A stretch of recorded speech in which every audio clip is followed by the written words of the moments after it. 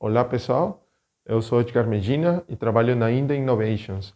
Eu sou um profissional da área de inteligência artificial e, em específico, eu trabalho na área de Computer Vision e Deep Learning. Esse tutorial foi criado com a finalidade de dar para vocês uma ideia inicial de como inteligência artificial é usado no mundo hoje em dia e como alguns algoritmos de diferentes áreas dentro dela funcionam com certas aplicações, e eu vou dar uma base teórica no início, vou dar também umas ideias intuitivas de como mais ou menos funciona alguns algoritmos dessa área de inteligência artificial com algumas aplicações.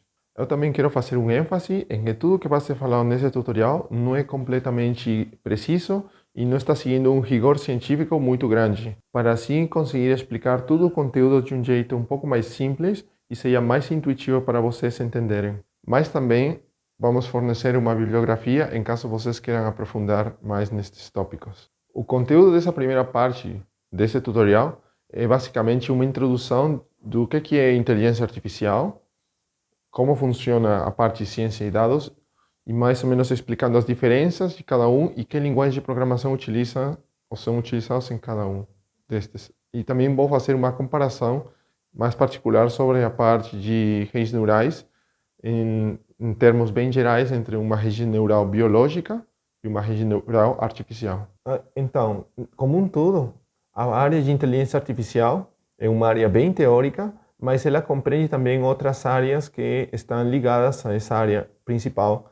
E muitos talvez conhecem que pode ser uma área como matemática e ciências da computação, mas também tem outras áreas que são necessárias entender para formular a parte matemática ou as equações, ou às vezes muitos dos algoritmos que existem hoje em dia são inspirados em outras áreas, por exemplo, sociologia, filosofia, biologia, a parte de ciências relacionadas ao cérebro, psicologia, e uma área que eu considero principalmente importante, que seria a área da ética. Mais especificamente falando, por exemplo, a inteligência artificial seria, por exemplo, essa área maior dentro desse desenho, e podemos ver que a área de Machine Learning, que é uma área mais focada nos dados, é uma sub-área da área de inteligência artificial e é o que hoje em dia está se usando bastante, mas provavelmente a área que mais está sendo usada de todas seria uma sub-área de Machine Learning, que seriam as redes neurais,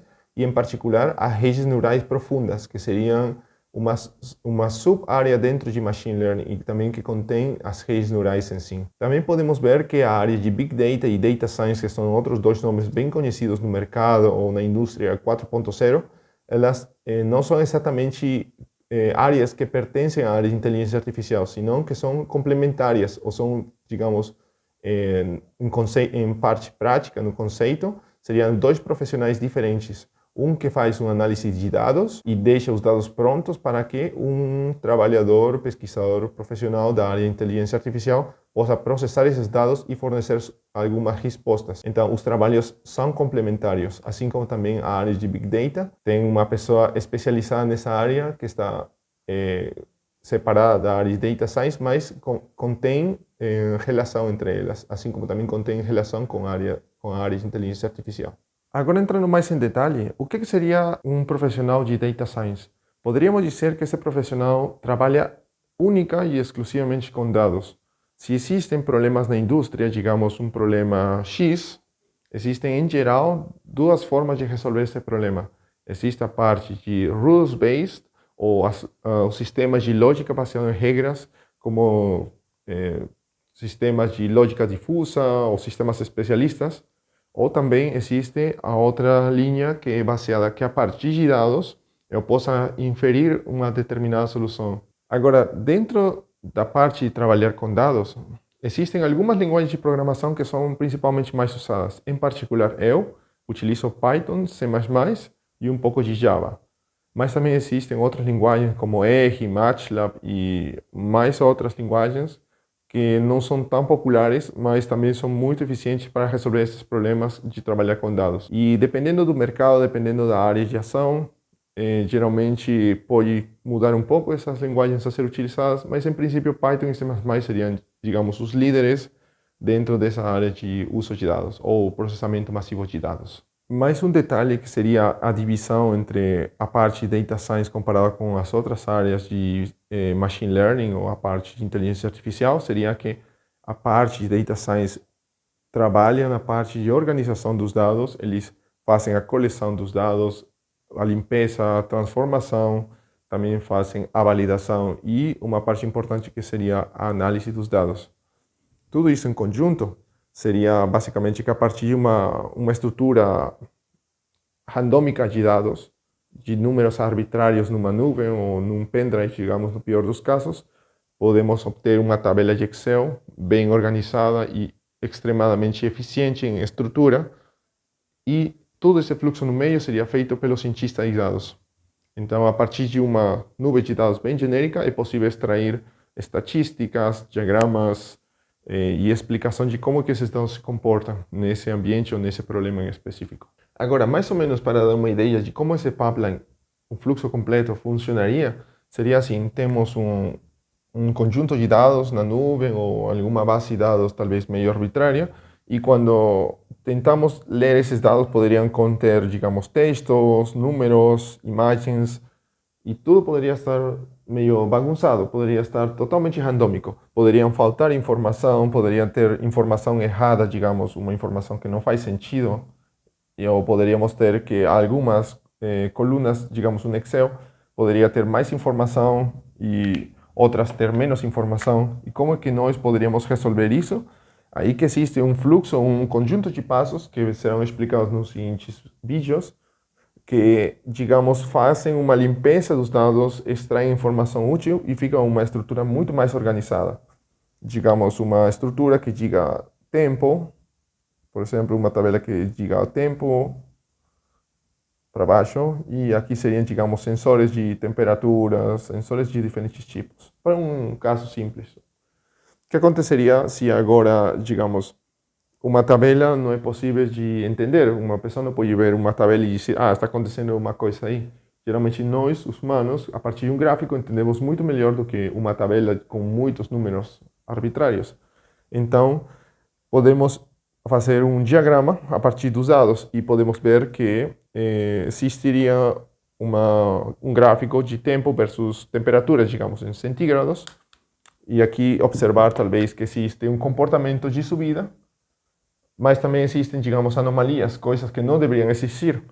E nosso trabalho aqui poderia ser, aqui eu posso fazer um diagrama de como estão se comportando esses dados.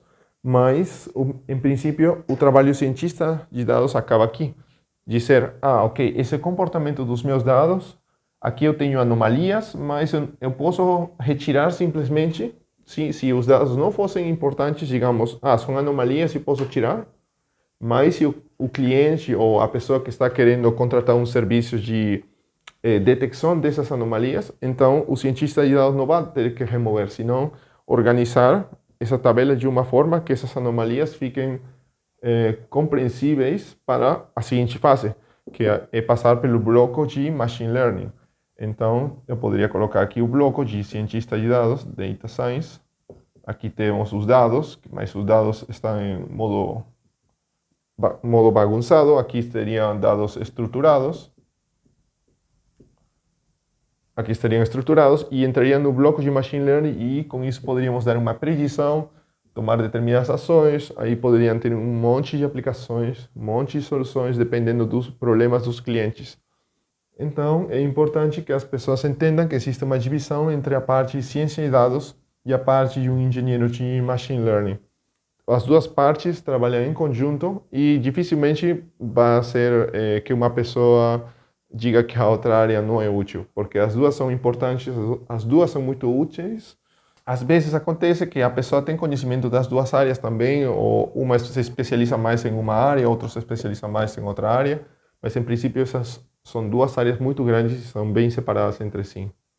Agora, só para fazer um ênfase a mais, existia antes, ou hoje em dia ainda se usa, que em caso não tivéssemos suficiente informação, suficientes dados a ser utilizados, a teoria ou os métodos alternativos são métodos baseados em regras.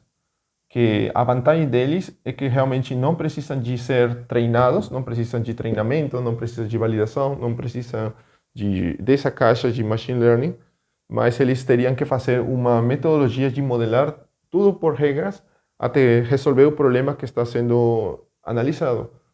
Então, aqui teria uma grande vantagem que não precisaria de usar treinamento para resolver o problema, mas a desvantagem aqui seria que se o problema for muito complexo, realmente o humano não consegue modelar isso baseado em regras.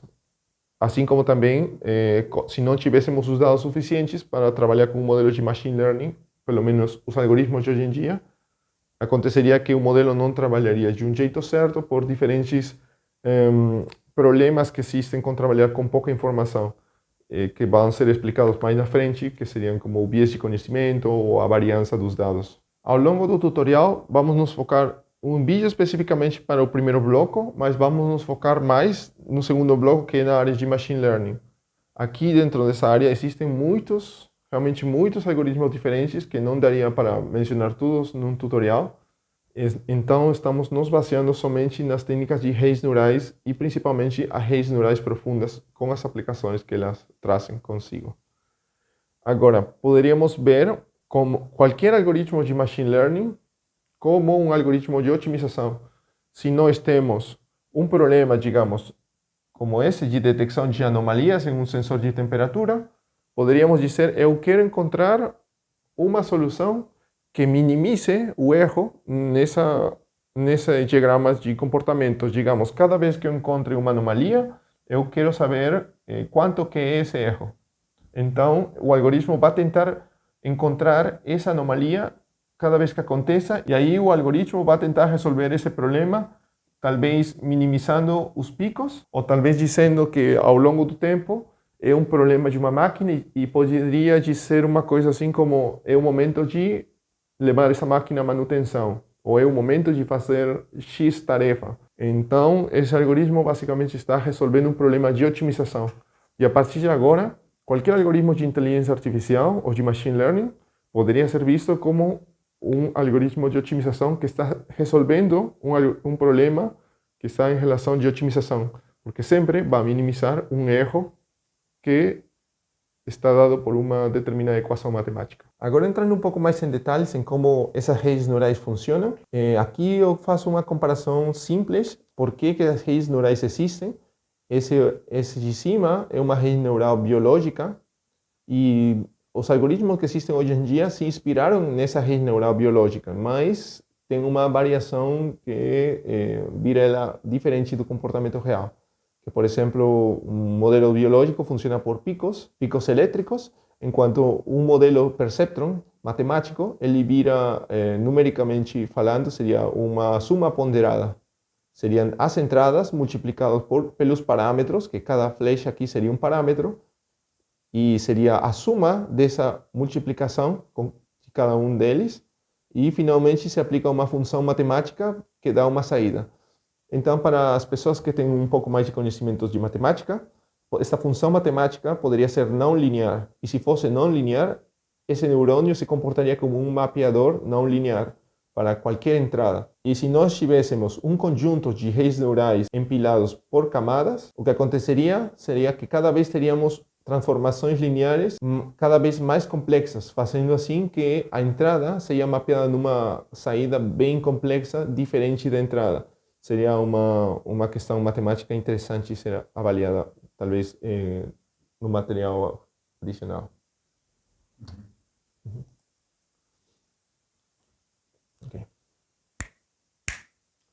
Agora, um pouco mais entrando em detalhe, por exemplo, temos aqui o mesmo neurônio, perceptron, e aqui eu deixo algumas notações, que seria, por exemplo, o X representaria a entrada, o ômega os pesos e o bias, que seria um peso especial, mas em princípio é o mesmo peso, e o Y a saída. Então aqui, por exemplo, a entrada X estaria sendo multiplicada por ômega, como estaria nessa parte da equação, e depois seria somado com cada um deles. Então essa notação matemática estaria colocada aqui, seria todos os X multiplicado por cada ômega, e estão somados aqui com este viés, para depois ser mapeados por uma função não linear, que eu vou explicar no próximo slide.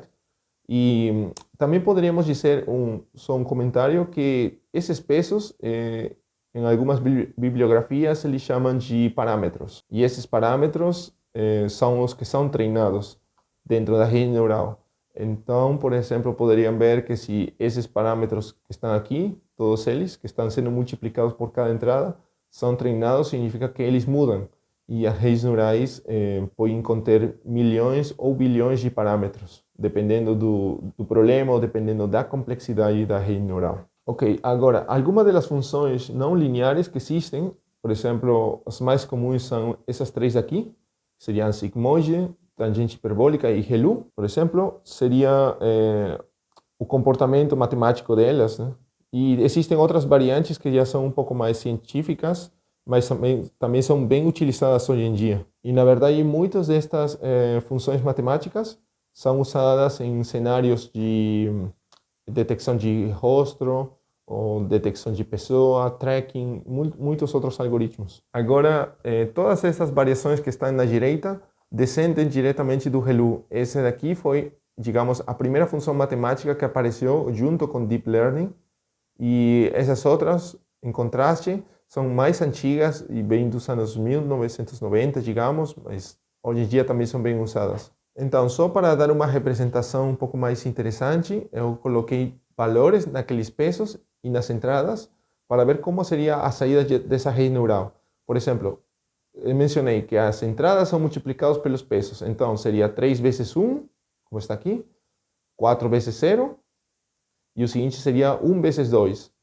Então, com essa somatória, esses três números, né, seriam somados, e depois aplicamos um ReLU como uma função matemática que toma o valor máximo entre 0 e a suma total dessa somatória. E o valor máximo aqui evidentemente vai ser 5, e essa seria a saída que teria em Y. Um exemplo simples, numérico, só para ver como é que realmente eu reemplaçando esses valores dentro da equação do neurônio. Agora, como já entenderam como funciona um neurônio, é possível visualizar como é que a conexão da entrada, digamos, uma imagem ou qualquer outra entrada, possa passar para esse neurônio e depois comunicar essa informação para outros neurônios que estão mais na frente.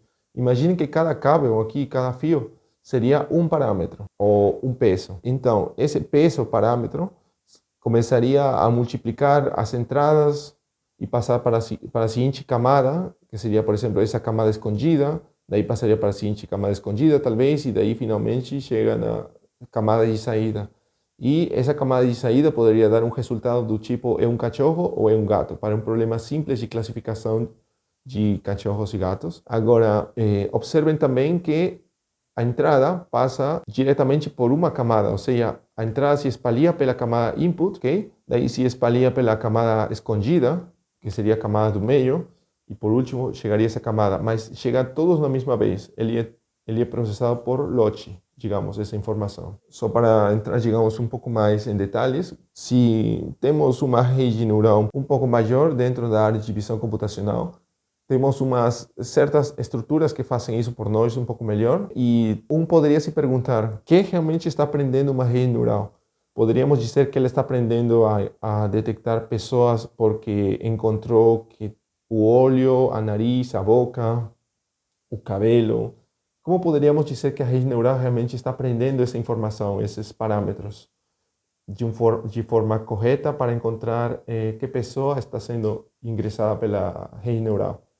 Bom, a resposta hoje em dia é não se sabe. Então poderíamos pensar assim, se a informação está entrando por cada camada e cada vez obtendo informação mais complexa, se pensamos que, por exemplo, uma imagem vai entrar e nas primeiras duas camadas se identifica, digamos, pixels com mais intensidade e menor intensidade ou as bordas, e conforme vai avançando dentro das camadas, vai encontrando objetos cada vez mais complexos como um olho, uma nariz, uma orelha, e daí entende os features que são realmente importantes, como, digamos, detalhes dentro da face ou distâncias, e no final encontra quem é essa pessoa. Poderíamos pensar assim de uma forma simples, mas na verdade o que acontece é que o que realmente está aprendendo uma rede neural não é de um jeito que nós podemos entender.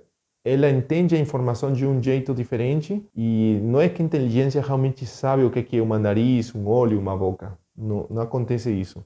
Nós, como humanos, às vezes entendemos isso assim porque nós estamos acostumados, mas uma inteligência às vezes entende as coisas de um jeito, às vezes, muito mais eficiente do que um humano. Existem alguns trabalhos que mencionam que, por exemplo, uma inteligência artificial realmente não aprende o que é um olho, o que é uma nariz, que realmente não faz ideia nenhuma do que é um olho, porque nós não estamos ensinando a inteligência a aprender olhos, estamos ensinando a que aprenda a diferenciar pessoas.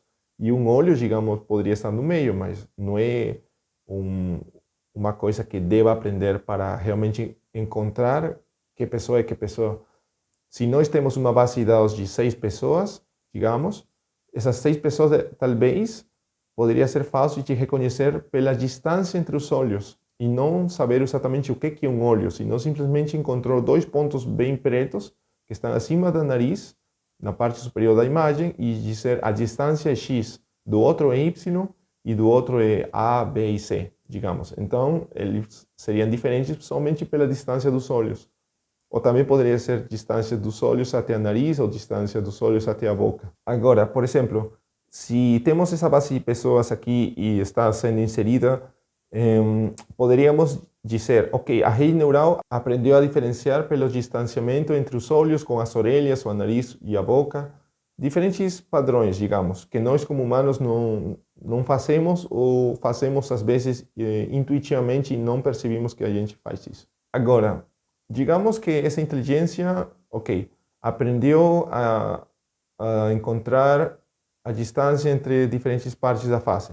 Ok, mas essa informação está escondida em todos esses fios. Está escondida e está codificada de uma forma que a inteligência artificial somente entende. Essa rede neural aprendeu uma forma de como codificar também essa informação aqui.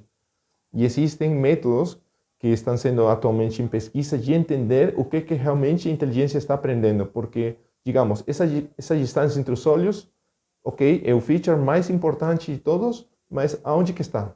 Nesse conjunto de fios. Não é que está traduzido diretamente para uma linguagem humana e dizer, ok, identificar as combinações. Não existe isso aqui. O que encontraríamos seria um conjunto de números com muitas casas decimais escondidas aqui e não seria intuitivo para nós encontrar essa informação. Então, esses trabalhos de pesquisa utilizam métodos de interpretação ou Model Interpretability, Explainability, que são as áreas que já explicarei um pouco mais na frente, que se encargam de como traduzir o que uma inteligência está aprendendo para uma linguagem um pouco mais humana, uma interpretação um pouco mais humana. Dando aqui mais um exemplo, temos um cachorro aqui, mas agora, essas seriam as saídas dentro das camadas intermediárias da rede neural. Como vocês estão observando, em algumas imagens não dá para ver nem onde que está o cachorro realmente. Nós, porque estamos vendo essa imagem original, podemos dizer que um cachorro está aí, mas se vemos essas imagens que estão mais escuras, não vamos conseguir reconhecer que tem um cachorro aí. Porque realmente, se queremos reconhecer um cachorro, talvez a parte mais importante do cachorro seja o focinho, ou talvez seja os pés, ou inclusive se a inteligência treinou errado, poderíamos dizer que é essa bola que está aqui embaixo. Ou poderíamos dizer que é a cadeira que está atrás. Não sabemos dizer com certeza se está bem ou não, a não ser que treinemos com uma quantidade maior de dados e podamos entender realmente o que está acontecendo dentro da rede neural. E aqui, nessas camadas escondidas, que estamos mostrando, digamos, o resultado delas, teríamos que fazer um análise de realmente está aprendendo o que é um cachorro, está aprendendo, está encontrando exatamente onde que ele está. Aí se aplicariam esses análises de interpretação para realmente ver se está aprendendo o que é o cachorro ou se está aprendendo a cor do cachorro, que seriam duas coisas diferentes. Porque no momento que nós coloquemos uma baixa iluminação, nesse momento a rede neural pode começar a errar e nós não vamos saber se está errando ou não, porque as camadas escondidas não são visualmente compreensíveis para nós. Aí que se aplicam muitos estudos, muitas análises diferentes para realmente saber se o que foi treinado realmente funcionaria no mundo real. Que nós, como humanos, já fazemos isso por natureza, diferenciar independente das condições de luz. Agora, Por último, quero mencionar que, assim como mencionei que são processadas redes neurais para casos de imagens, não se utilizam diretamente o perceptron, aquele neurônio sozinho, senão que se utiliza uma variação um pouco mais eficiente, como se mostra aqui na direita. É um neurônio, esse daí, que está se movendo ao longo da imagem. Que está se movendo ao longo da imagem. E como está percorrendo a imagem toda aqui, digamos que começaria a extrair características por partes da imagem. E assim passaria para as seguintes camadas e as seguintes camadas, cada vez extraindo features mais importantes. Ficou bom? Esse tipo de arquiteturas se chama Convolutional Neural Networks, ou também abreviado como CNN, e são as mais utilizadas hoje em dia para áreas de visão computacional. Mas também existem outras arquiteturas que são baseadas nas redes recorrentes, ou Recurrent Neural Networks, RNN, que, por exemplo, elas funcionam para informação temporal, que aqui um texto, um sinal, uma gravação de voz, esses seriam exemplos de informação que se deslocam ao longo do tempo e são outros tipos de neurônios diferentes da direita. Aqui na esquerda, eles se movem no tempo, enquanto na direita se movem ao longo do espaço. Mais na frente vamos ver alguns exemplos que realmente misturam inclusive os dois. Se nós pensamos num vídeo, um vídeo é composto por imagens, certo? Mas essas imagens se movem ao longo do tempo.